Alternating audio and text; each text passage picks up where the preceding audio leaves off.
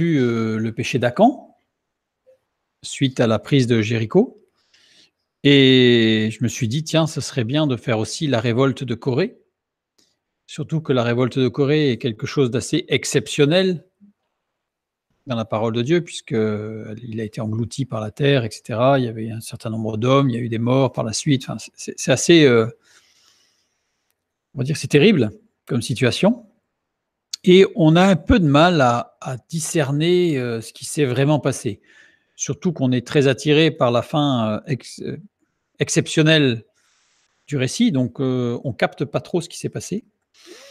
Du coup, je me suis proposé de regarder ensemble la révolte de Corée. Alors, comme le titre l'indique, c'est la première partie parce qu'il y a plusieurs axes dans lesquels on peut aller. Alors, aller dans tous les axes en une soirée, c'était totalement impossible. Donc, on va faire un axe pour comprendre pourquoi. Qu'est-ce qui a poussé Corée? Qu'est-ce qui s'est passé, en fait? Qu'est-ce qui a été a attisé tout ce qui s'est passé? Dans un second temps, on verra la réaction de Moïse par rapport à ça, puisqu'il y a une réaction très particulière, Moïse, puisque c'est le seul passage dans la parole de Dieu où Moïse ne va pas prier pour défendre le peuple de Dieu, alors que dans tous les autres passages, à chaque fois qu'il y a eu un problème, Moïse s'est interposé, a intercédé, Moïse a réclamé le salut, le pardon, il a tempéré, et là, rien sur la prière par rapport à Moïse face à Corée. Donc on regardera pourquoi, évidemment, il y a une raison. Ce n'est pas une faute de Moïse, c'est une raison particulière. On verra aussi, évidemment, ce qui s'est passé à la fin, c'est-à-dire que la terre qui s'ouvre, la Corée qui se fait engloutir, etc. Donc on va voir exactement ce qui s'est passé. Et on verra peut-être une autre fois encore, eh bien, qu'est-ce que cela implique dans toute l'organisation de l'Assemblée? Puisqu'en fait, on va voir ce soir que Corée et ceux qui étaient avec lui, en fait, n'avaient qu'un but, remettre en cause l'organisation de l'Assemblée, de ce qui avait été mis en place par Moïse. Donc, commençons par lire le texte. Nombre, chapitre 16. Corée, fils de Jitséar, fils de Kehat, fils de Lévi, se révolta avec Dathan et Abiram, fils d'Eliab, et On, fils de Pélet, tous trois fils de Ruben. Ils se soulevèrent contre Moïse avec 250 hommes des enfants d'Israël, des principaux de l'assemblée, de ceux que l'on convoquait à l'assemblée et qui étaient des gens de renom. Ils s'assemblèrent contre Moïse et Aaron et leur dirent : c'en est assez, car toute l'assemblée, tous sont saints, et l'Éternel est au milieu d'eux. Pourquoi vous élevez-vous au-dessus de l'assemblée de l'Éternel ? Quand Moïse eut entendu cela, il tomba sur son visage. Il parla à Corée et à toute sa troupe en disant : demain l'Éternel fera connaître qui est à lui et qui est saint, et il le fera approcher de lui. Il fera approcher de lui celui qu'il choisira. Faites ceci, prenez des brasiers, Corée et toute sa troupe. Demain, mettez-y du feu et posez-y du parfum devant l'Éternel. Celui que l'Éternel choisira, c'est celui-là qui sera saint. C'en est assez, enfants de Lévi. Moïse dit à Corée : écoutez donc, enfants de Lévi. Est-ce trop peu pour vous que le Dieu d'Israël vous ait choisi tout dans l'assemblée d'Israël, en vous faisant approcher de lui afin que vous soyez employés au service du tabernacle de l'Éternel et que vous vous présentiez devant l'assemblée pour le servir ? Il vous a fait approcher de lui, toi et tous tes frères, les enfants de Lévi, et vous voulez encore le sacerdoce ? C'est à cause de cela que toi et toute ta troupe, vous vous assemblez contre l'Éternel. Car qui est Aaron pour que vous murmuriez contre lui ? Moïse envoya appeler Dathan et Abiram, fils d'Eliab, mais ils dirent : nous ne monterons pas. N'est-ce pas assez que tu nous aies fait sortir d'un pays où coule le lait et le miel, pour nous faire mourir au désert, sans que tu continues à dominer sur nous ? Et ce n'est pas dans un pays où coule le lait et le miel que tu nous as menés. Ce ne sont pas des champs et des vignes que tu nous as donnés en possession. Penses-tu crever les yeux de ces gens ? Nous ne monterons pas. Moïse fut très irrité et il dit à l'Éternel : n'aie point égard à leur offrande, je ne leur ai pas même pris un âne, je n'ai fait le mal à aucun d'eux. Moïse dit à Corée : toi et toute ta troupe, trouvez-vous demain devant l'Éternel, toi et eux, avec Aaron. Donc là, on va lire la deuxième partie tout à l'heure, mais déjà, là, il y a beaucoup de choses qui surprennent. La réaction de Moïse, on n'en parlera pas ce soir. Et puis ces hommes, dont certains sont nommément, on a toute la lignée familiale quasiment qui remonte avec Coré. On a aussi Dathan, Abiram et Eliab, On, Dathan, Abiram et On, où on a une partie de filiation aussi. Et puis il y en a des autres, comme s'il y avait un paquet d'autres dont on n'a pas l'origine. Nous continuons donc.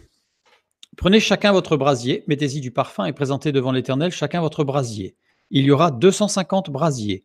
Toi et Aaron, vous prendrez aussi chacun votre brasier. Ils prirent chacun leur brasier, ils mirent du feu et y posèrent du parfum.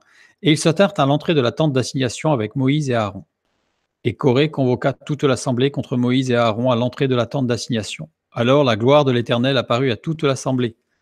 Et l'Éternel parla à Moïse et à Aaron et dit : séparez-vous du milieu de cette assemblée, et je les consumerai en un seul instant. Ils tombèrent sur leur visage et dirent : ô Dieu, Dieu des esprits de toute chair, un seul homme a péché, et tu t'irriterais contre toute l'assemblée ? L'Éternel parla à Moïse et dit : parle à l'assemblée et dit : retirez-vous de toutes parts, loin de la demeure de Coré, de Dathan et d'Abiram. Moïse se leva et alla vers Dathan et Abiram, et les anciens d'Israël le suivirent. Il parla à l'assemblée et dit : éloignez-vous des tentes de ces méchants hommes et ne touchez à rien de ce qui leur appartient, de peur que vous ne périssiez en même temps qu'ils seront punis pour tous leurs péchés. Ils se retirèrent de toutes parts, loin de la demeure de Coré, de Dathan et d'Abiram. Dathan et Abiram sortirent et se tinrent à l'entrée de leur tente avec leurs femmes, leurs fils et leurs petits-enfants. Moïse dit : à ceci vous connaîtrez que l'Éternel m'a envoyé pour faire toutes ces choses et que je n'agis pas de moi-même. Si ces gens meurent comme tous les hommes meurent, s'ils subissent le sort commun à tous les hommes, ce n'est pas l'Éternel qui m'a envoyé. Mais si l'Éternel fait une chose inouïe, si la terre ouvre sa bouche pour les engloutir avec tout ce qui leur appartient et qu'ils descendent vivants dans le séjour des morts, vous saurez alors que ces gens ont méprisé l'Éternel. Comme il achevait de prononcer toutes ces paroles, la terre qui était sous eux se fendit. La terre ouvrit sa bouche et les engloutit, eux et leurs maisons, avec tous les gens de Coré et tous leurs biens. Ils descendirent vivants dans le séjour des morts, eux et tout ce qui leur appartenait. La terre les recouvrit et ils disparurent au milieu de l'assemblée. Tout Israël qui était autour d'eux s'enfuit à leurs cris, car ils disaient : fuyons de peur que la terre ne nous engloutisse. Un feu sortit d'auprès de l'Éternel et consuma les 250 hommes qui offraient le parfum. Amen. Donc là, toute la fin, on ne va pas la voir ce soir. C'est une fin terrible. Alors, quand on la regardera de près, on verra ce qu'il en est exactement, mais là, ce que je voudrais vraiment ce soir, qu'on l'on puisse circonscrire et voir l'utilité qu'on peut avoir justement dans notre vie et dans le fonctionnement du corps de Christ, eh bien, c'est qu'est-ce qui a amené à cette opposition, cette position de Coré et des autres. Alors d'abord, qui est Coré ? Dans Nombre 16.1, on a quasiment tout son état civil, je dirais. Coré, fils de Jitséar, fils de Kehat, fils de Lévi. Alors, fils de Lévi. Fils de Lévi, c'est-à-dire que c'est la famille dont la mission était d'assurer l'unité du peuple de Dieu. Les Lévites, c'est ceux qui avaient pour mission, tous les descendants de Lévi, d'assurer pour Dieu, en Dieu, l'unité du peuple. Donc là, on voit déjà que Coré va se positionner d'une façon très particulière par rapport à cette mission.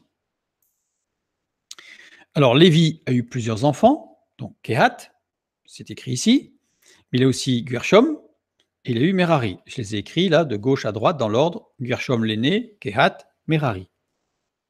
On voit ça dans Genèse 46, 11. Dans d'autres passages aussi, mais j'ai mis juste une référence. Et il y a aussi Jochebed. Dans les filiations bibliques, on a rarement, les femmes sont rarement mentionnées, ça arrive. Quand elles le sont, c'est pour des raisons très particulières. Mais ici, elle est nommée dans Exode chapitre 6, verset 20. Donc Jochebed, qui va être la maman de Moïse en fait, est une fille de Lévi. Kehat a eu comme enfant Amram, mais aussi Jitséar, qui est nommé ici, et Hébron. Et enfin Uziel. On voit ça dans 1 Chronique, chapitre 6, le verset 2. Jitséar a eu Coré, c'est ce qui nous est donné ici, et Népheg et Zikri. Jochebed et Amram ont eu Aaron, Moïse et Myriam, l'aîné étant Aaron. On constate que ces hommes sont cousins. C'est-à-dire que la révolte Ce n'est pas quelqu'un de lointain dans la famille, c'est quelqu'un de proche de la famille. C'est quelqu'un dont on se serait attendu plutôt à avoir un soutien ou quelqu'un qui nous entoure et qui veille dans l'action que devait mener Moïse, qui était certainement très difficile, lourde à porter, ainsi qu'Aaron.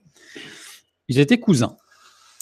Ensuite, on nous parle de Ruben, qui avait comme fils Eliab, Dathan et Abiram. C'est noté dans le verset 1 que nous avons lu. Ruben a aussi Pélet, qui lui-même a eu On. Ce qui est intéressant, c'est que Ruben est le premier-né de Jacob. Ensuite, il y a eu Siméon. Ensuite, Lévi, le troisième.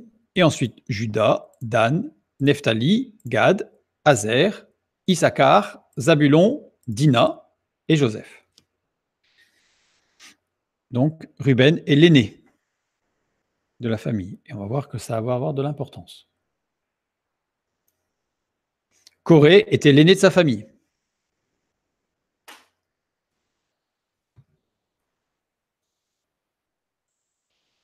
Il manquait un fils à qui? Ah, Benjamin. J'ai pas mis Benjamin, exact. J'ai pas mis Benjamin qui est après Joseph. On continue sur qui est Coré. On a vu au niveau familial qu'il y avait un lien particulier avec Moïse, etc. Au verset 2, ils se soulevèrent contre Moïse avec 250 hommes des enfants d'Israël, des principaux de l'assemblée, de ceux que l'on convoquait à l'assemblée et qui étaient des gens de renom. On ne va pas tout regarder. Ceux que l'on convoquait à l'assemblée. Cari, il y a 3 occurrences de ce mot. Ce mot est employé 3 fois dans la parole de Dieu. La première fois dans Nombre chapitre 1, verset 16. Tels sont ceux qui furent convoqués à l'assemblée, princes des tribus de leur père, chefs des milliers d'Israël. Les versets précédents, j'ai mis au singulier, mais ce sont les versets précédents, du verset 5 au verset 15, me semble-t-il. Ce sont les noms de tous ceux qui étaient convoqués à l'assemblée. Donc il y a toute une liste de noms par famille, par descendant, par tribu, tous les chefs de famille là, qui sont nommément donnés, qui étaient appelés, convoqués à l'assemblée. Nombre chapitre 26 au verset 9, fils d'Eliab, d'Emouël, Dathan et Abiram. C'est ce Dathan et cet Abiram qui étaient de ceux que l'on convoquait à l'assemblée et qui se soulevèrent contre Moïse et Aaron dans l'assemblée de Corée lors de leur révolte contre l'Éternel. Il y a un problème, puisque dans la fin du livre des Nombres, on nous dit que ce Dathan et cet Abiram qui étaient de ceux que l'on convoquait à l'assemblée, or ces 2 noms-là n'apparaissent pas dans la liste des noms qui étaient convoqués à l'assemblée. Donc on a 2 textes qui semblent se contredire, puisqu'on a au début du livre de Nombres, on nous dit voilà les gens qui sont convoqués, et à la fin du livre, on nous en rajoute 2. On nous en rajoute 2. Alors, regardons comment est construit ce mot Kari. Les 2 premières lettres, Kofreish, désignent ce qui rassemble les personnes. Donc un rassemblement d'hommes et de femmes qui se rassemblent. Définit ce qui est incisif et pénétrant. Indique ce qui garde la mémoire. Cette définition, ce début de définition est tout à fait intéressant pour ceux qui ont été nommés dans l'Assemblée, ceux qui étaient convoqués à l'Assemblée, donc c'est-à-dire ceux qui avaient une responsabilité vis-à-vis de l'Assemblée. Et bien, c'était des gens qui étaient capables de rassembler.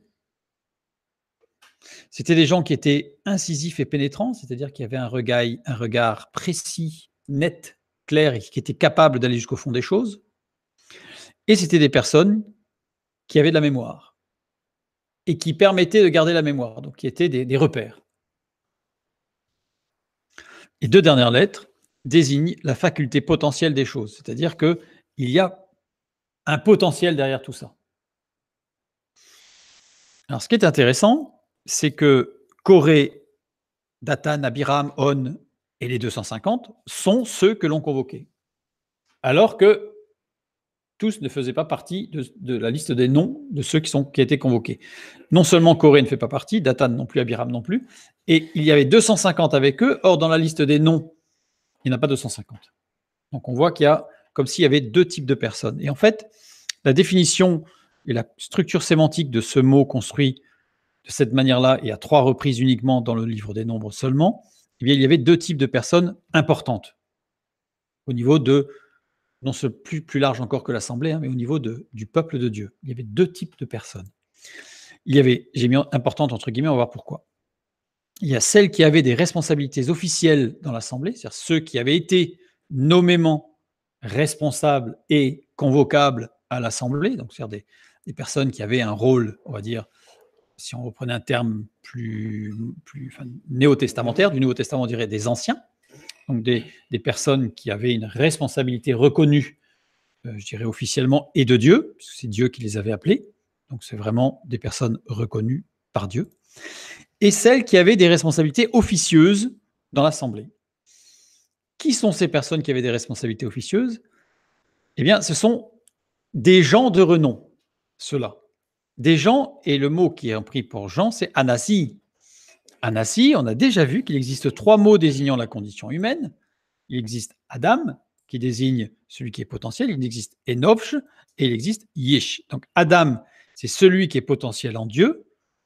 Enovsh, celui qui est loin de Dieu, qui tend à devenir Dieu, donc c'est un orgueilleux en fait, hein, qui s'autosuffit, qui pense qu'il a réussi son existence tout seul à la force de ses poignets. Et Ish, celui qui se réalise en Dieu et qui a trouvé l'état d'être en Dieu. Et là, ces gens-là de renom, c'était des Enovsh, c'est-à-dire que c'est la même racine, Ani, ici, on retrouve Enovsh.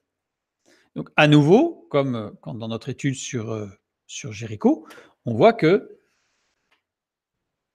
il y a 2 types de personnes. Il y a les Ish, ceux qui sont en Dieu pleinement, puis il y a les Enovsh, ceux qui se croient autosuffisants. Est-ce qu'on peut dire que c'était aussi le ramassis de gens qui avait sorti? C'était pas forcément le ramassis de gens qui avait sorti, puisque ce ramassis de gens, alors, c'est à la fin, à la sortie du peuple hébreu de l'Égypte, il est dit que le peuple sortit et un ramassis de gens les suivit. Ça, on en reparlera peut-être un jour, mais il ne s'agit pas de ces gens-là, parce que ce ramassis de gens ne pouvait pas être des princes, ne pouvait pas être des princes. Pourquoi? Parce qu'en fait, Corée et ses comparses étaient des Anassim. Ils avaient un groupe de personnes qui les plébiscitaient. C'est-à-dire qu'en fait, ils avaient une responsabilité officieuse, c'est-à-dire qu'en fait, ils avaient des gens qui allaient vers eux, alors qu'ils n'étaient pas officiellement, ils n'étaient pas de responsabilité, mais ils attiraient à eux une sorte de toutes sortes de personnes, et on va voir que c'était évidemment des mécontents de l'organisation, des mécontents des responsables, etc. Et donc, ils les ramenaient à eux, on va voir comment un peu plus loin, quelle était la stratégie pour les ramener et les regrouper. Et donc, ils avaient de l'importance, puisque quelque part, comme ils avaient des gens derrière eux, ils se donnaient de l'importance et ils avaient de l'importance. Et on va voir comment. Donc voilà, il y a ceux qui marchaient avec Dieu, je dirais entre guillemets, dans le système. Ça, on en parlera une autre fois, mais aujourd'hui, c'est très à la mode d'être contre le système. Aujourd'hui, il faut toujours être contre le système. Tout système, il faut forcément être contre le système. Et ça rentre dans l'Église. Dans l'Église, on a une mentalité de contre le système. Ça ne veut pas dire qu'il faut tout accepter. Ça ne veut pas dire qu'il ne faut pas être systématiquement contre tout. Bon, fermons la parenthèse, ça sera pour une autre fois. Donc ici, Corée et ses hommes sont définis dans ce verset 2, verset 1 et verset 2, surtout le verset 2, comme étant des gens importants, qui étaient reconnus pour être importants, et qui avaient un groupe derrière eux, même s'ils n'étaient pas officiellement, je dirais, reconnus et mandatés. Alors, petite et rapide introduction sur le livre des Nombres, juste pour voir un petit peu quand ça se produit. Parce que là, on a un événement, mais qui n'est pas complètement décorrélé du récit biblique, évidemment. Le livre des Nombres comporte 36 chapitres. Les 18 premiers chapitres se déroulent durant les 2 premières années du séjour dans le désert. Les 18 derniers chapitres se déroulent durant la 40e et dernière année dans le désert. Alors, certains commentateurs pensent que c'est peut-être la 39e et 40e année dans le désert. Mais ça veut dire qu'en fait, on a un trou de 38 ans où il nous est rien dit sur ce qui s'est passé dans le désert. Rien. Et ce trou de 38 ans eh bien, il intervient juste après notre récit. Donc, notre récit est un peu charnière, en fait. Il arrive là, parce qu'après, il y a encore 2 chapitres, 16, 17. Alors, quand je dis les 18 derniers chapitres se déroulent durant la 40e année et dernière année dans le désert, sauf un chapitre, mais bon, ça, c'est un autre sujet, mais puisqu'il est un petit peu décorrélé, justement, du temps. Mais si, voilà, on a un découpage du livre des Nombres en 2, les 2 premières années, où il se passe beaucoup de choses, et ensuite la dernière année. Alors, ça ne veut pas dire que pendant les 38 ans, il ne s'est rien passé, mais ça veut dire que pendant les 38 ans, ça n'était pas pour nous un enseignement particulier. Tout ce qui était nécessaire pour nous s'est produit avant. Et surtout là, ce qui s'est passé là, ce qui se passe avec Corée, on va le voir, puisqu'on va rester quelques soirées dessus, parce que c'est vraiment, vraiment très, très important. Et justement, c'est pour comprendre ce qui va se passer pendant les 38 ans après. Pourquoi ce silence? Donc voilà. Le récit de Corée, chapitre 16. Donc on est pendant les 2 premières années dans le désert. Nous aurions pu penser que la contestation de Corée aurait été le résultat d'une longue observation ou d'une longue réflexion sur les nombreuses années dans le désert. On aurait pu imaginer que, épuisé par les années à marcher dans le désert, à souffrir du chaud, de la chaleur, du froid la nuit, du manque d'eau, etc., on aurait pu imaginer que petit à petit, quelque part, il y avait une sorte de révolte qui fomentait. Pas du tout. C'est dès le départ. Dès le départ. La contestation de Corée intervient juste après la nouvelle que l'entrée dans le pays promis est différée de 40 ans. Puisque c'est dans Nombre chapitre 15. On a les espions, enfin pas les espions, mais les messagers qui sont envoyés dans le pays, les 12 qui sont envoyés dans le pays promis pour aller l'explorer, voilà, les explorateurs, pour aller explorer le pays. Ils reviennent et sur les 12, il y en a 10 qui disent non, mais c'est pas possible, c'est pas possible. Et il y en a 2, Josué et Caleb, qui disent mais si, Dieu a fait une promesse, on y va, il n'y a pas de problème, même s'ils sont grands, même s'ils sont forts, enfin, il y a des fortifications, s'ils sont forts, etc., peu importe. Donc ça intervient juste après, et intervient durant la mise en place de l'organisation de la vie des Israélites dans le désert. Et c'est là que ça devient intéressant. C'est là que ça va être très, très intéressant. Donc on ne verra pas tout ce soir, mais c'est l'organisation de la vie des Israélites dans le désert. Au verset 2, nous avons lu « Ils se soulevèrent contre Moïse avec 250 hommes des enfants d'Israël, des principaux de l'assemblée, de ceux que l'on convoquait à l'assemblée et qui étaient des gens de renom. » Les principaux, nazis, littéralement, c'est des princes, des leaders. Donc des gens à haute position. Donc Corée faisait partie de ces gens-là. Donc c'était des gens qui étaient riches, a priori, qui avaient suffisamment de richesse, de fortune familiale, gens qui étaient représentants d'un certain pouvoir familial, un pouvoir politique par rapport à la famille et à la grande famille qu'ils avaient. Ils étaient les responsables devant Dieu du peuple d'Israël. C'était les principaux de l'assemblée. C'était des riches, c'était des gens importants, riches au niveau financier, mais aussi au niveau de la reconnaissance, etc. Tous chefs des familles des 12 tribus d'Israël. Nombre 16, 8 et 9.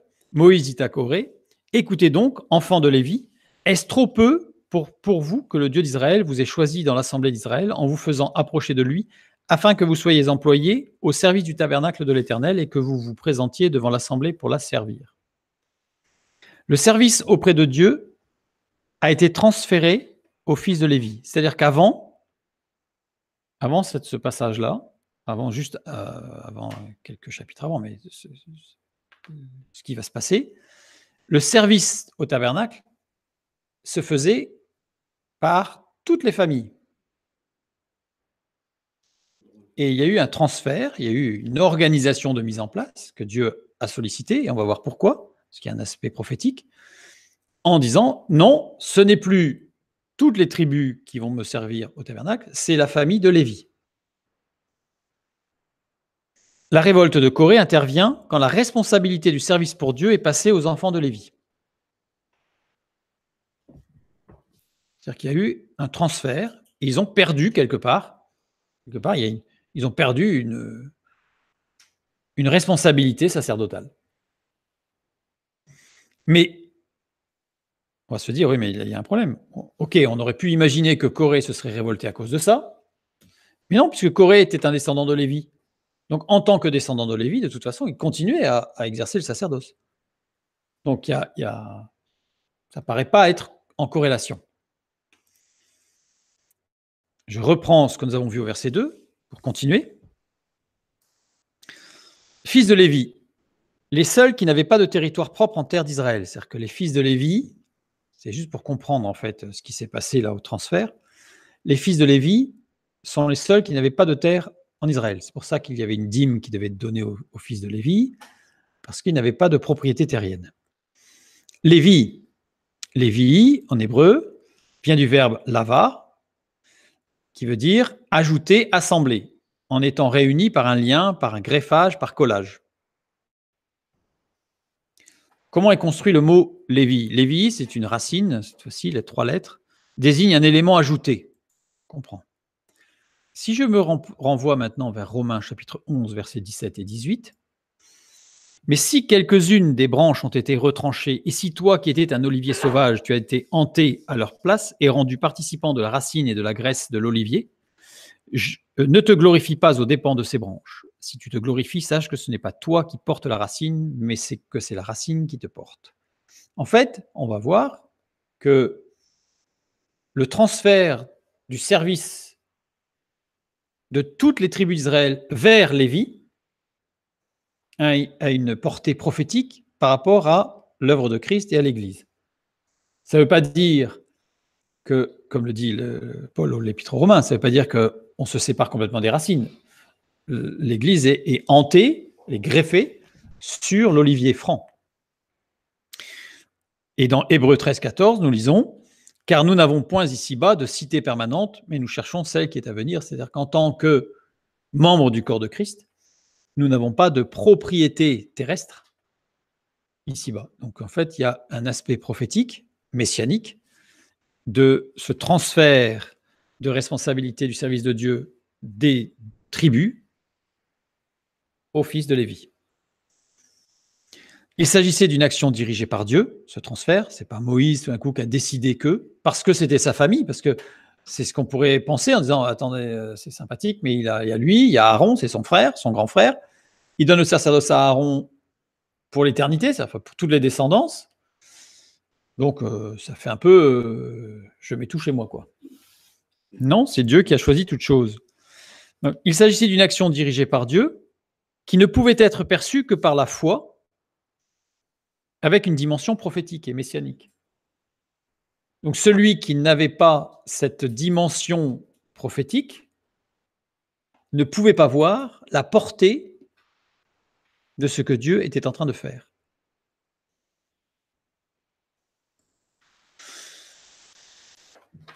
Ça, c'est pour comprendre un petit peu le contexte. Maintenant, sachant qu'il y a d'autres choses, mais parce qu'il y a eu des transferts, puisqu'au niveau de la famille même de Corée, il y a eu une responsabilité qui a été donnée de la famille et au benjamin de la famille, et non pas à l'aîné. Et en fait, on se rend compte que bibliquement, les prérogatives de l'aîné sont rarement mises en avant. Les responsables de famille, ceux qui ont eu des grandes responsabilités, ce sont rarement les aînés. Jacob, Ésaü. Joseph, c'est lui qui a été le porteur de choses extraordinaires. C'était pas le dernier, mais c'était pas l'aîné. C'était l'avant-dernier. Bref. Donc, on le voit à maintes reprises. Donc, la Corée, il y a des choses qui vont lui rester en travers. Donc, quelles sont les raisons de Corée pour se positionner de la sorte devant Moïse et Aaron? Nombre chapitre 16, nous avons la contestation de Corée, la révolte. Juste avant, nous avons Nombre chapitre 15, versets 38 à 41. Donc, les derniers versets de Nombre chapitre 15. L'Éternel dit à Moïse, parle aux enfants d'Israël et dis-leur qu'ils se fassent de génération en génération une frange au bord de leurs vêtements et qu'ils mettent un cordon bleu sur cette frange au bord de leurs vêtements. Quand vous aurez cette frange, vous la regarderez et vous vous souviendrez de tous les commandements de l'Éternel pour les mettre en pratique et vous ne suivrez pas les désirs de vos cœurs et de vos yeux pour vous laisser entraîner à l'infidélité. Vous vous souviendrez ainsi de mes commandements, vous les mettrez en pratique et vous serez saints pour votre Dieu. Je suis l'Éternel, votre Dieu, qui vous ai fait sortir du pays d'Égypte. Vous êtes, pour être, votre Dieu. Je suis l'Éternel, votre Dieu. On a un commandement qui paraît saugrenu, décalé, inutile. Parce que ici, Dieu instaure la règle de la sanctification d'un vêtement par l'ajout d'un cordon bleu qui doit être mêlé aux franges existantes. Donc il y a des franges et il faut rajouter un cordon bleu, à chaque angle d'ailleurs, enfin bref, un cordon bleu. Ça paraît un peu inutile. Alors c'est amusant parce que dans les textes rabbiniques, le Midrash dit qu'il y a eu, enfin, annonce qu'il y aurait eu c'est pas biblique, hein, mais qu'il y aurait eu une grande discussion de Corée, parce que Corée aurait trouvé que c'était complètement ridicule, parce que si le vêtement est déjà tout bleu, quel intérêt y a-t-il de rajouter un petit fil bleu, puisqu'il est déjà tout bleu? Au même titre il donne l'exemple en disant, si on a la Torah complète en plusieurs exemplaires dans une maison, est-ce qu'il faut vraiment mettre une mezouza à la porte? La mezouza, c'est la petite boîte avec des textes bibliques précis qui sont à la porte. Puisque nous avons, la maison, elle est remplie de Torah, remplie de la parole de Dieu. Est-ce qu'il faut mettre... Ben oui, c'est un commandement de Dieu, donc on le fait. Et donc là, il y a toutes des discussions qui disent, mais ça, ce sont des commandements qui servent à rien, qui sont inutiles. Le projet, en réalité, le projet de la loi est la mise à part individuelle. C'est ce que l'on va voir au travers de toute la loi, bon, les 10 paroles dont on a déjà parlé, où c'est bien la mise à part, il y a la mise à part du peuple de Dieu, en tant que témoin, mais il y a une mise à part individuelle et personnelle. Ça, c'est par exemple l'histoire des tzitzit, l'histoire des petits cordons bleus à rajouter. Bon, on ne va pas l'étudier ce soir, mais c'est une volonté affichée d'une mise à part, d'une sanctification, c'est le sens littéral, une sanctification de la personne et de ses vêtements. En fait, il veut aller jusqu'au bout. Pas extrémiste, il veut aller jusqu'au bout. Comme toute la loi, le but est donc de permettre à chacun de se trouver pour être lui-même avec Dieu. C'est-à-dire que l'objectif, c'est pas je suis dans le peuple de Dieu, donc j'appartiens à Dieu, c'est quelque chose de lointain, vaporeux, incompréhensible. C'est quelque chose de personnel que je vais appliquer à ma vie, individuellement. C'est le but de la loi. Pour ne plus avoir envie d'être un autre, d'être à la place d'un autre. D'ailleurs, si on prend les 10 paroles, il y a énormément, tu ne convoiteras pas, etc. Mais on a bien vu que ce ne sont pas des commandements qui nous imposent une règle de vie style monacal, mais ce sont des paroles de Dieu qui sont des conseils, des encouragements pour nous amener à être soi et à ne pas vivre au travers du regard des autres ou au travers de ce qu'est un autre. Nous n'avons pas à être des fans de un tel ou des fans de un tel, nous avons à être nous-mêmes, remplis de l'esprit, pour être vraiment accomplis en Dieu. Donc pour cela, pour se trouver ou pour être soi-même, eh bien, il faut reconnaître les talents que Dieu nous a donnés. Les talents qui nous sont donnés de la part de Dieu. Il ne faut pas dire « je suis bon à rien, je suis nul, je n'ai aucune valeur ». Ça n'est pas possible. Devant Dieu, ce n'est pas possible. Dans les paraboles que Jésus a données sur les talents, il n'y a pas un qui n'a reçu rien. Et remarquez que chacun a reçu en fonction non pas de ses incapacités, mais en fonction de ses capacités. Celui qui a reçu un talent, c'est celui qui était capable de gérer un talent. Donc c'est ses capacités qui ont été mises en valeur, et non pas ses incapacités. Donc ça, c'est reconnaître nos propres talents et reconnaître les talents de l'autre. Parce que reconnaître ses propres talents, il y en a qui ont un certain talent pour ça. Mais reconnaître les talents chez l'autre, ça nécessite de reconnaître les limites des siens. À partir du moment où on a conscience de ce que Dieu nous a donné et qu'on a conscience de ce que Dieu a donné à mon frère ou à ma sœur, à ce moment-là, je n'ai pas à envier les talents de mon frère ou de ma sœur, puisque j'ai plutôt à faire fructifier ce que Dieu m'a donné. Reconnaître les limites de ses propres talents, c'est-à-dire qu'à partir du moment où je reconnais les talents de mon frère ou de ma sœur, c'est-à-dire que je reconnais qu'il y a des choses qu'il sait faire peut-être et que moi, je ne sais pas faire, donc je reconnais mes limites. Je reconnais mes limites et je vais reconnaître aussi ses limites. Donc je ne vais pas lui en demander plus que ce qu'il a reçu, ni moins d'ailleurs. Je vais le mettre dans ses limites. Ne pas envier les talents de l'autre. J'ai mis deux fois le même, donc c'est une erreur, mais ne pas, c'est pas ça que je voulais mettre, c'était ne pas piétiner, ne pas marcher sur les talents de l'autre. C'est la reconnaissance des limites. À partir du moment où je reconnais les limites de mes talents et les limites de l'autre et de ses talents, eh bien, on va se compléter pour arriver justement à construire, agir et avancer ensemble pour la gloire de Dieu. Ça, c'est le but. C'est le but de l'assemblée. C'est le but du marcher ensemble. C'est le but de construire ensemble. Comme il est écrit, Matthieu 5, 17, mais ce but ne peut être atteint qu'en Christ, puisque nous l'avons vu justement dans tout l'Ancien Testament, on voit que cette construction est impossible à vue humaine et qu'il n'existe pas une seule organisation humaine qui soit idéale. Il n'y en a aucune. Petite parenthèse, mais dans la parole de Dieu. Est-ce qu'il y a un seul texte biblique qui nous donne une organisation optimum idéale dans une organisation humaine? Aucun. Parce qu'il n'y en a pas. La seule organisation qui soit idéale, elle n'est pas humaine, elle est en Christ. Tout simplement. Donc dans Matthieu chapitre 5, verset 17, nous voyons « Ne croyez pas que je sois venu pour abolir la loi ou les prophètes, je suis venu non pour abolir, mais pour accomplir, pour justement créer cette dynamique de construction ensemble, au travers des talents que Dieu a donnés à chacun. » C'est ce que nous voyons dans le livre de l'Exode, quand Moïse dit, choisit des hommes que Dieu a déterminés en disant « Je lui ai donné le talent pour tailler la pierre, pour faire ceci, pour faire cela. » Donc chacun a des talents et en les mettant ensemble, en fait, la construction est extraordinaire. Dans Éphésiens 2, 21, nous lisons « En lui, tout l'édifice bien coordonné s'élève pour être un temple saint dans le Seigneur. » Et oui, tout l'édifice bien coordonné ne peut s'élever qu'en lui. Colossiens 18a, le début du verset, « Il est la tête du corps de l'Église, Christ. » Christ est la tête de l'Église. C'est lui qui coordonne tout.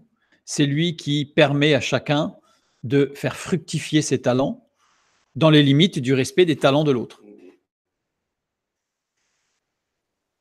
Donc ça, c'est le projet de la loi. C'est le projet de Dieu. Au verset 3, nombre 16, « Ils s'assemblèrent contre Moïse et Aaron et leur dirent « C'en est assez, car toute l'assemblée, tous sont saints, et l'Éternel est au milieu d'eux. Pourquoi vous élevez-vous au-dessus de l'assemblée de l'Éternel ?» C'est un reproche catégorique, caractérisé. Pour Corée, il n'y a pas de projet, parce que le projet, c'est d'amener à la sainteté. Alors, en Christ, nous sommes sanctifiés, mais nous savons que nous ne sommes pas parfaits dans tout ce que nous faisons, disons, pensons, désirons, etc. Nous sommes en devenir, nous sommes en progression dans une démarche de sanctification et d'édification. Donc il y a un projet, et Corée lui dit, mais non, il n'y a pas ce projet-là. Tous sont saints. C'est fini, c'est bon. Le projet indique un devenir. À partir du moment où il y a un projet, quand on dit à quelqu'un « j'ai un projet », ça veut dire qu'on a un but pour le futur. Ils sont tous saints. Pour Corée, la chose est terminée. On est saints. C'est tout. Il y a une totale égalité entre tous. On verra une autre fois que Corée réclame de l'égalitarisme, c'est-à-dire supprimer toute individualité. Je ne parle pas de l'individualisme, je parle de l'individualité. Chacun a une individualité, chacun a une personnalité, chacun a des dons. Et Corée dit non, on est tous saints, on est tous pareils. On est tous pareils. Situation statique, c'est fini, on est saints, c'est parfait. Le projet de Dieu, c'est une situation dynamique, de construction ensemble. Donc Corée, là, il renie le plan de Dieu. Cette situation dynamique implique des avancements différents, c'est-à-dire qu'à partir du moment où il y a une construction qui se fait, tout ne se construit pas en même temps, au même niveau. Il suffit juste de penser à une maison, tout ne se monte pas en même temps, électricité, plomberie, mur, peinture, tapisserie, non. Les choses qui sont faites les unes après les autres, dans un ordre logique. Le tabernacle a été fait dans un ordre logique, tout n'avait pas été fait en une seule fois au même niveau. Donc et dans la sanctification, nous n'avançons pas tous à la même vitesse, mais sur les mêmes domaines. Dieu est souverain. Donc ne soyons pas juges, regardons à nous-mêmes. Avec, cependant, et c'est ça le projet de Dieu qui est équitable, c'est que dans l'équité, et non pas dans l'égalitarisme, dans l'équité, avec le même but pour tous. Le projet de Dieu a le même but pour tous. Pour chacun de nous, le but est le même. Et les forces qu'il nous donne vont être les mêmes dans le sens où Nulle épreuve n'est trop forte. Il viendra seconder, il viendra nous porter, il viendra nous aider au fur et à mesure de nos difficultés, quels que soient les talents que nous avons reçus. Ça, c'est le projet de Dieu, dynamique. Alors, ce qui est intéressant, c'est qu'il reproche à Moïse de dire, ouais, attends, tu as hiérarchisé les choses, tu es le grand chef, et puis nous, voilà, alors qu'on est tous pareils, on est tous saints, on est tous à égalité. C'est pas tout à fait faux non plus, mais devant Dieu, on est à égalité. Parce qu'il ne fait d'acception de personne. Devant Dieu, nous sommes tous à nu. Mais, Corée, pourquoi vous élevez-vous au-dessus de l'assemblée de l'Éternel? En fait, par cette phrase-là, ça on le verra une autre fois, Corée montre sa propre vision de l'organisation. En fait, il reproche à Moïse en disant « Quoi, c'est toi le chef ?» En fait, c'est parce que lui, il voudrait être le chef. Donc il dit « Non, c'est horizontal, là. C'est à l'horizontale. Donc toi, tu veux être le chef, alors qu'on voit bien dans les textes bibliques, et ça on le verra une autre fois aussi, plus précisément, mais Moïse n'a jamais réagi en tant que chef hiérarchique suprême. Son beau-père, Jéthro, quand il lui a donné des conseils, il les a écoutés et il les a appliqués. Il y a des remises en question permanentes. Moïse, quand Corée, dans le texte que nous avons lu tout à l'heure, Corée et les hommes viennent l'agresser, il se courbe à terre. Il ne se positionne pas en tant que grand chef. Qu'est-ce que c'est que cette histoire? Donc, il s'adresse à un homme qui est doux et humble, Moïse, et il lui reproche des choses qui sont fausses. En fait, il projette sur Moïse sa propre vision des choses. Une hiérarchie avec un chef. C'est sa vision des choses, à lui, à Corée. Le verset 3, donc, avec ce rassemblement. Tous sont saints. On va reprendre cette expression. Corée se présente comme le défenseur de tout le peuple. Là, il se présente en disant, mais attends, Moïse, tu es en train de sous-entendre que tout le monde n'est pas saint. Alors que Moïse n'a jamais sous-entendu ça. Puisque là, il lui dit, mais tous sont saints, Moïse. Donc là, il lui prête des intentions, Moïse, il prête une pensée qui n'est pas. Et donc, il se fait le défenseur du peuple. En français, on dirait, il se fait le défenseur de la veuve et de l'orphelin. Et ce qu'il dit semble juste et vrai. Tous sont saints. Tout le peuple était au pied du mont Sinaï. Tout le peuple a entendu le tonnerre, les grondements. Tout le peuple a vu la manifestation de la gloire de Dieu, la Shekinah. Tout le peuple a vu la colonne de feu. Tout le peuple, les colonnes de nuée le jour. Donc, nous sommes tous saints. Mais il a abandonné le projet de Dieu. Il est statique. Nombre 16, 13 et 14. N'est-ce pas assez que tu nous aies fait sortir d'un pays où coule le lait et le miel pour nous faire mourir au désert sans que tu continues à dominer sur nous? Et ce n'est pas dans un pays où coule le lait et le miel que tu nous as amenés, ce ne sont pas des champs et des vignes que tu nous as donnés en possession. Penses-tu crever les yeux de ces gens? Nous ne monterons pas. Donc ça, c'est Dothan et Abiram. Cette expression, elle est très très forte quand même. Penses-tu crever les yeux de ces gens? Ils sous-entendent, Dothan et Abiram, que tout le monde voit bien ce qui se passe. En fait, c'est comme s'ils disaient là, mais tout le peuple voit bien que tu nous amènes dans le mur, mais tout le monde voit bien comment tu fais là. Sous-entendu, tu veux les aveugler pour continuer à gouverner, mais nous, on a bien vu ton jeu. On a bien vu ton petit jeu. Dathan et Abiram aussi se présentent comme des défenseurs de tout le peuple. Heureusement qu'ils sont là, parce qu'un peu plus, et Moïse, il crevait les yeux de tout le monde. Donc, Corée, Dathan et Abiram se positionnent en tant que défenseurs du peuple, défenseurs de la veuve et de l'orphelin, en disant, mais non, mais on est tous saints. C'est quoi cette histoire-là, de voir qu'il y a Aaron et sa famille tout particulièrement qui seraient là à servir Dieu? C'est quoi cette histoire? Au verset 1, nous avons vu qu'il était fils de Lévi, Corée. C'est ceux qui sont totalement désintéressés par ce qui est terrestre. Normalement, les Lévites, ils n'ont aucune propriété terrestre. Ils sont, justement, l'objectif, c'est qu'ils soient complètement détachés des biens terrestres. Corée n'est pas désintéressé. Tous les Lévites devaient être désintéressés. Il y a tout un jeu dans la parole de Dieu qui montre que il existe les débats qui sont constructifs. Moïse a eu des débats avec Jéthro, son beau-père, dont j'ai parlé tout à l'heure, avec d'autres. il a eu des débats. Et dans le débat, il n'est pas question d'être victorieux ou pas, il est question d'apprendre, de grandir, de se fortifier, de comprendre. On peut défendre son point de vue. Mais à partir du moment où dans le débat, il y a un intérêt personnel, ce n'est plus un débat. C'est une opposition. À partir du moment où on vient dans l'Assemblée annoncer un problème, mais que dans ce problème soulevé, nous avons un intérêt, l'homme est incapable de se décorréler de son intéressement ou de son intérêt.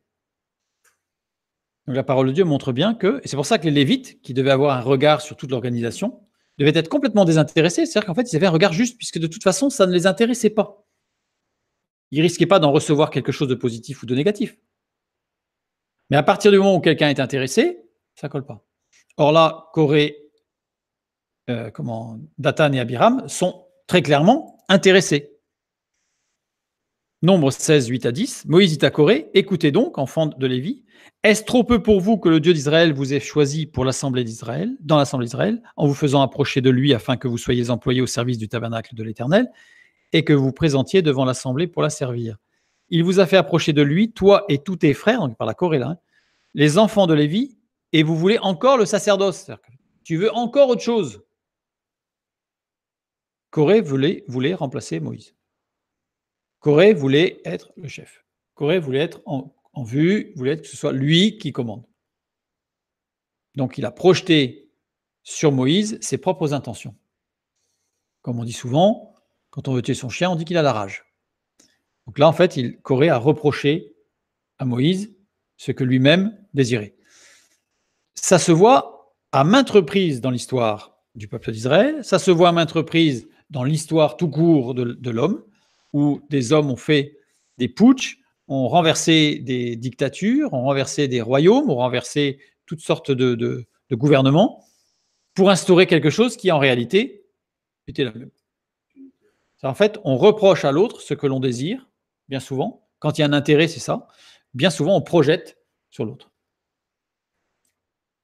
Dathan et Abiram ne sont pas désintéressés non plus, puisque dans leur texte, qu'est-ce qu'ils veulent ? Ils veulent des biens et des bienfaits matériels. On était dans un pays où coule le lait et le miel et tu nous en as fait sortir. En fait, voilà. Eux, ce qui les intéresse, c'est les propriétés, les biens matériels. Donc déjà, là, on voit que quand Coré dit « tout le peuple est d'accord avec moi », en fait, non. Il a ramassé avec lui tous ceux qui ne sont pas contents, pas pour les mêmes sujets, pas pour les mêmes raisons, pas sur les mêmes buts, pas avec le même but, peu importe, mais ils ne sont pas contents. Donc, il y a une sorte d'incohérence dans le groupe qui vient pourtant attaquer ceux qui sont en place, ceux que Dieu a mis en place. Et il rassemble les mécontents pour y arriver. Ben voilà. Donc Coré va rassembler tous les mécontents. En jouant, on va voir, d'un discours particulier. Le discours dont Coré que Coré va utiliser, on va le retrouver dans le psaume chapitre 1, verset 1. Enfin, une partie de ce psaume, on va juste regarder la fin.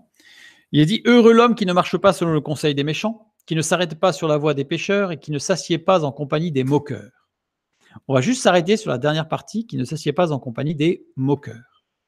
Le mot moqueur ici, luft, c'est un verbe. C'est un verbe qui veut dire troublé par un discours démagogique. C'est quoi un discours démagogique ? C'est un discours qui sort du champ du rationnel pour s'adresser aux pulsions, aux frustrations du peuple, à ses craintes, en ayant recours à la satisfaction immédiate, formellement, donc des attentes ou des souhaits les plus flagrants du public ciblé, sans recherche de l'intérêt général, mais dans le but de s'attirer personnellement la sympathie et de gagner des soutiens. Donc c'est un discours qui va toujours, comme on va dire dans le langage courant, on va dire, qui brosse le poil dans le bon sens. Hein.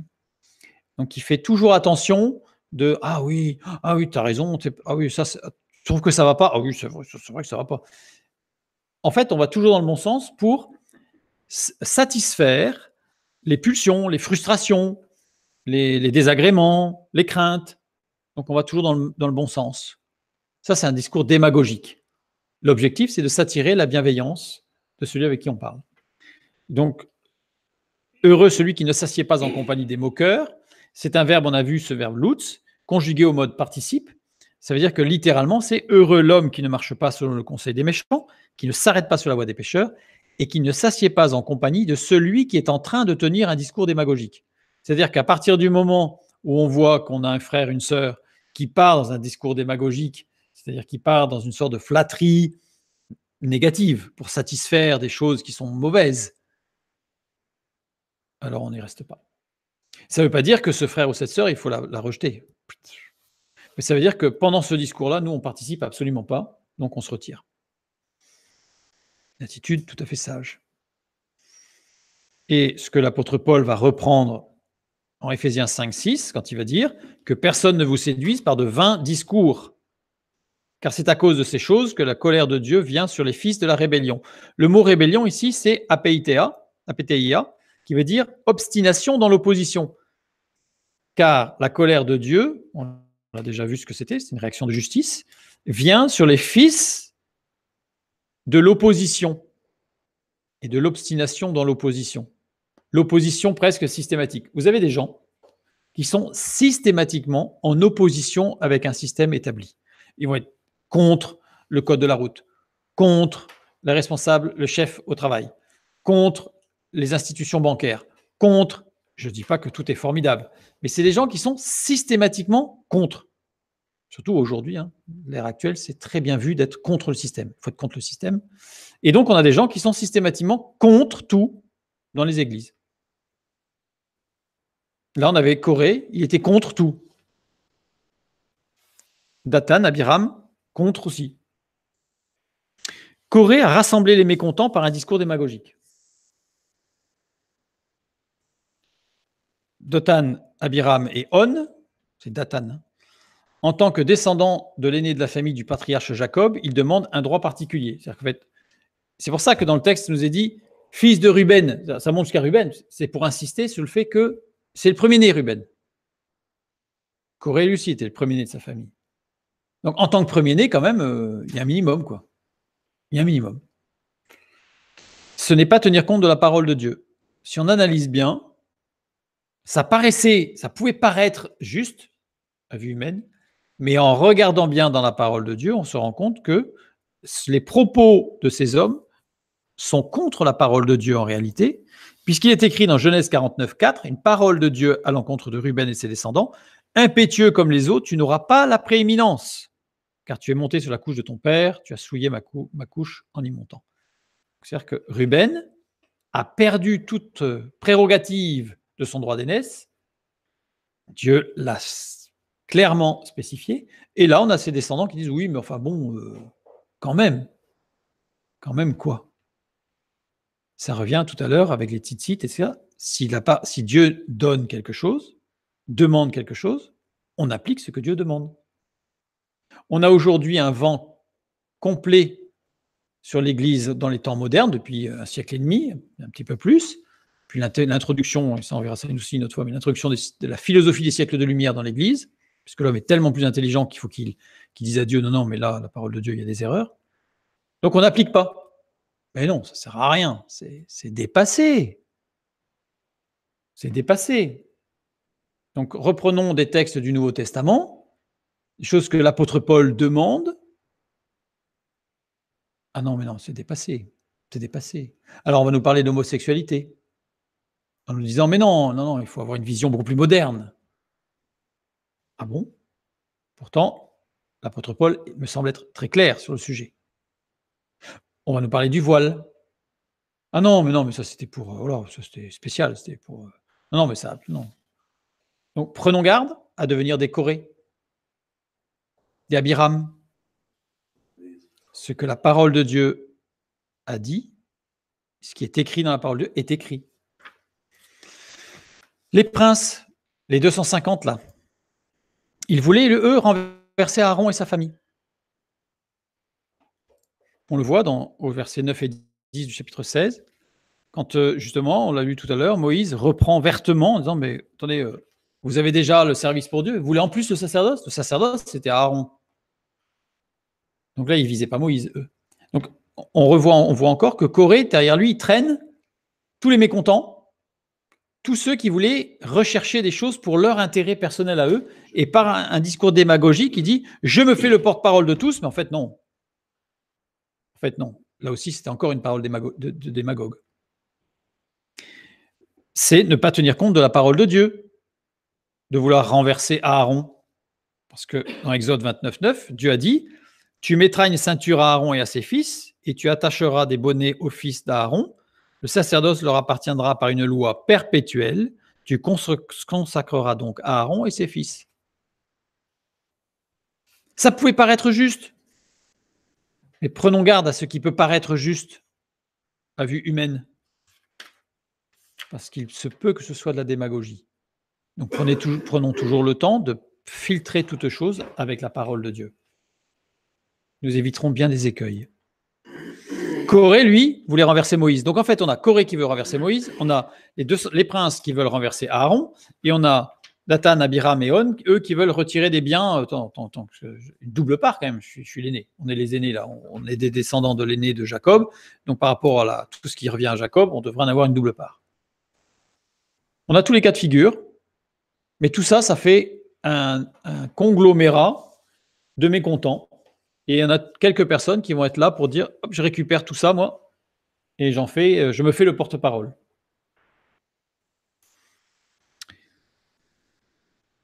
Là, on a compris ce qui se passe et pourquoi il y a eu rapidement après la sortie du pays d'Égypte. Il faut quand même imaginer, des fois on a du mal à imaginer qu'ils ont traversé la mer Rouge. Ils ont vu l'armée de Pharaon qui s'est fait écraser par la mer Rouge. Et le texte biblique nous dit que le Pharaon a été tué parce qu'il a été soulevé en l'air par Dieu sur des dizaines de mètres de haut et qu'il est retombé mort. Donc ils ont vu ça. Ils ont vu la manne, ils ont vu l'écaille, ils ont vu les serpents, avec le serpent d'airain. Ils ont vu ce qui s'est passé sur le mont Sinaï. Et encore, ils sont encore capables de remettre tout en cause. C'est à peine croyable. Dans les 2 premières années, ils ont vu le serpent d'airain. Oui. Dans les 2 premières années. Oui, parce qu'après, de toute façon, on n'a aucun récit sur les 38 prochaines, les 38 suivantes. Donc, de toute façon. Donc, voilà. Donc, tout s'est passé là. Ils ont vu énormément de choses. Ils ont vu la main de Dieu. Et ils ont encore la prétention de dire non, non, mais moi, je sais. Moi, je sais. La parole de Dieu reste la référence. La parole de Dieu reste la référence. Donc, si je prends maintenant le verset 1, chapitre 16, du livre des Nombres, par rapport à tout ce qu'on a dit, on va juste regarder un petit détail. J'aurais pu commencer par ce petit détail, mais j'ai préféré avoir une lecture, je dirais, avec un tout petit peu de recul. Et maintenant, on va rentrer un tout petit peu sur un mot. C'est que, littéralement, si je traduis, et non, ce n'est pas Corée, fils de Jitséar, fils de Kehat, fils de Lévi, se révolta avec Dathan, mais et se révolta Corée, fils de Dieu, etc. Pourquoi ça va avoir de l'importance? Parce qu'il y a d'abord le « et » qui commence. La réaction de Corée est une suite de nombres 15, 38, 41, puisque c'est juste avant l'histoire du petit cordon bleu. Et Corée se révolta. Donc c'est comme si c'était le déclencheur. Là, il pousse le bouchon un peu trop loin, Moïse, avec son histoire de petit cordon bleu là sur le tissu. Vraiment, c'est des trucs qui servent à rien, quoi. Donc il sous-entend, il ne dit pas Moïse, tu es complètement à côté de la plaque. Il dit Moïse, Dieu t'a parlé, mais ça serait bien que tu arrêtes de déformer, parce que nous, on voit bien, parce qu'on est intelligent, on voit bien que tu déformes les choses. Corée considère que les lois divines ont été exagérées par Moïse. T'en fais trop, Moïse. Une fois de plus, dans le Midrashim, ils parlent de c'est ça, ils donnent des exemples, ils disent, ils prennent l'exemple d'une veuve, en disant une pauvre veuve, elle avait pas d'argent, mais il fallait qu'elle donne la dîme. Non mais Moïse, sérieux, elle est pauvre cette veuve là quand même. Donc finalement, elle a acheté des brebis. Et elle s'est dit, ils vont avoir des petits, puis avec les petits, je vais pouvoir vendre, etc. Ah oui, mais non, parce que le premier-né, il doit être donné au Kohanim, donc, au Kohen. Donc, non, c'est pas possible ça. Donc la pauvre veuve, alors non, finalement non. Alors elle veut vendre ses brebis, finalement elle va les vendre. Puis elle veut les vendre, et puis elle dit, ah oui, mais si tu les vends, il y a une partie que tu dois redonner au service de Dieu. Donc ça, c'est dans l'exemple qu'il donne, il dit, et la Corée, à chaque fois, il dit, t'en fais trop, Moïse. Puis à la fin, la pauvre veuve, elle n'en peut plus, elle abandonne ses chèvres. Et comme elle abandonne ses chèvres, il y a un texte de loi qui dit que tout animal abandonné appartient aux descendants d'Aaron. Donc c'est Aaron qui les récupère. Et donc, ce sont des exemples pour montrer que c'est un état d'esprit qui va chercher en disant, là, je suis sûr que c'est pour toi, là. En fait, tu exagères, Moïse. Combien on entend, j'ai entendu, des gens qui disent, non, mais le texte biblique, là, les scribes, ils ont exagéré. Il faut revenir sur des choses raisonnables. Comme si Dieu n'était pas capable de veiller sur sa parole. Donc là, Corée considère que les lois divines ont été exagérées par Moïse. Et donc, se révolta Corée. Se révolta, le verbe traduit par révolter, c'est lakar. Or, lakar, ça veut dire conduire, prendre par la main. C'est le seul cas dans la parole de Dieu où on a un verbe transitif qui n'est pas suivi d'un complément d'objet, ici, dans le texte biblique. Alors, il y a énormément de textes midrashiques, justement, pour essayer de comprendre pourquoi. Pour essayer de comprendre pourquoi. À mon avis, la seule compréhension possible, c'est le Nouveau Testament qui nous la donne, justement, en Christ, en disant que c'était le projet de Dieu. Et qu'est-ce qu'il a voulu prendre, là, Corée? Qu'est-ce qu'il a voulu prendre? Conjugué au mode imparfait, c'est-à-dire que c'est une action continue, inachevée, prolongée, répétée. Donc, ce n'est pas une fois. C'est quelque chose de prolongé, c'est quelque chose de répété. Prenons le verbe conjugué, puisque l'akar, je dirais, c'est sa base verbale. Yikar. Yikar, le yod pointé au départ au niveau de la construction du noyau, c'est une action spirituelle. Donc, il s'agit de quelque chose qui n'est pas physique, qui n'est pas matériel. Le kof pointé, yodagesh, c'est une onomatopée décrivant le gloussement des poules. Et la dernière lettre, ret, représente l'aspiration de vie, c'est-à-dire le but de la vie, de l'existence, et désigne le champ de l'homme, son travail. En fait, l'emploi de ce mot pour Corée, c'est en fait, il y a eu une action qui n'est pas matérielle, donc c'est démagogique, ça rejoint ce qu'on a dit tout à l'heure, qui aurait pu être spirituelle, mais là, en l'occurrence, on a bien vu que ce n'était pas spirituel, en tout cas, ça ne vient pas de Dieu.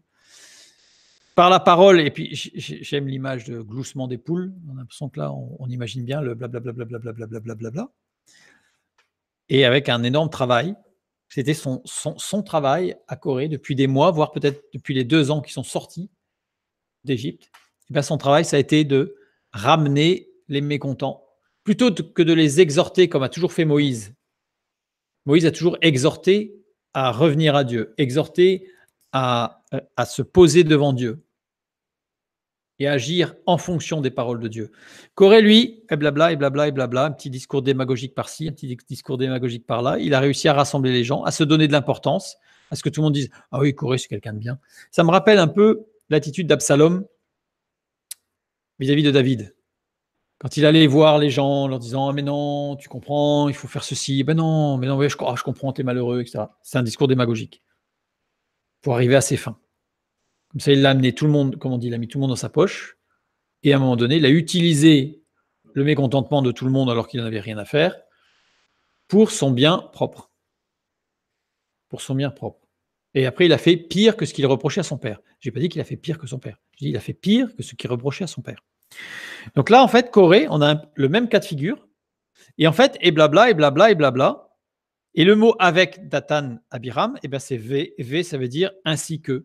Donc, c'est-à-dire qu'en fait, on a ceux qui ont fomenté, et c'est ceux-là qui vont être, entre guillemets, engloutis par la terre, c'est Corée, Datan, Abiram et On.